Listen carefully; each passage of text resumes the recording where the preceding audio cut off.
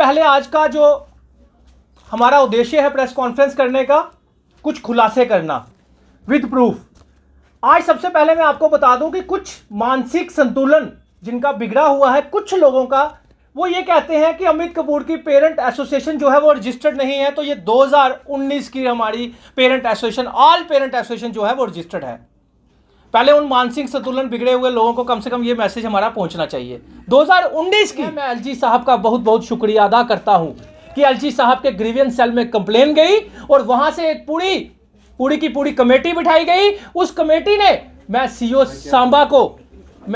सांबा को सल्यूट करता हूं और उनके जो प्रिंसिपल टीम थी उनको सल्यूट करता हूं। इतना अच्छा काम और बिल्कुल सच्चाई के ऊपर उन्होंने एक रिपोर्ट बनाई और 41,000 रुपया 41,000 रुपीज पर बच्चे का वापिस करने का एक्सेस फीस जो ली गई थी, 41,000 रुपया एक्स्ट्रा फीस पर स्टूडेंट का फर्स्ट क्लास का उन्होंने बनाया कि इन्होंने 41,000 रुपया पर स्टूडेंट से एक्स्ट्रा लिया है इस निजी स्कूल ने।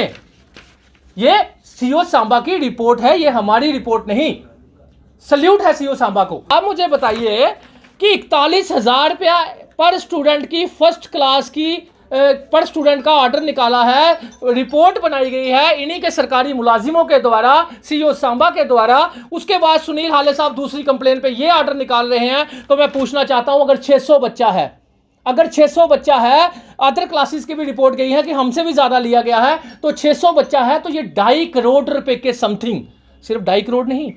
उसके बाद इन्होंने ओरिएंटेशन फीस और रजिस्ट्रेशन फीस, जो कि हमारे पास सभी फीसों के ऑर्डर है 13/10/2022 का, 13/10/2022 का, और इसी कमेटी का चेयरमैन एफएफआरसी का कि जितनी भी एक्स्ट्रा फीसें ली गई हैं वो रिफंड करवाई जाए।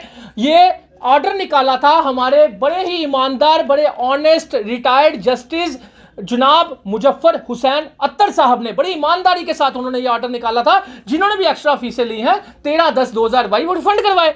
तो चेयरमैन एफएफआरसी सुनील हाले साहब का फर्ज बनता था कि इस कमेटी की इंक्वायरी आई है उसके ऊपर एक्शन करना और सभी पेरेंट्स की फीसें वापस करवाना। कंप्लेन होने के बाद 41,000 रुपया पर स्टूडेंट की रिफंड फीस का ऑर्डर, एक्सेस फीस का ऑर्डर आने के बाद, अपने ही सीओ सांबा के ऑर्डर आने के बाद, तो क्यों फीस वापस नहीं करवाई गई सभी बच्चों को?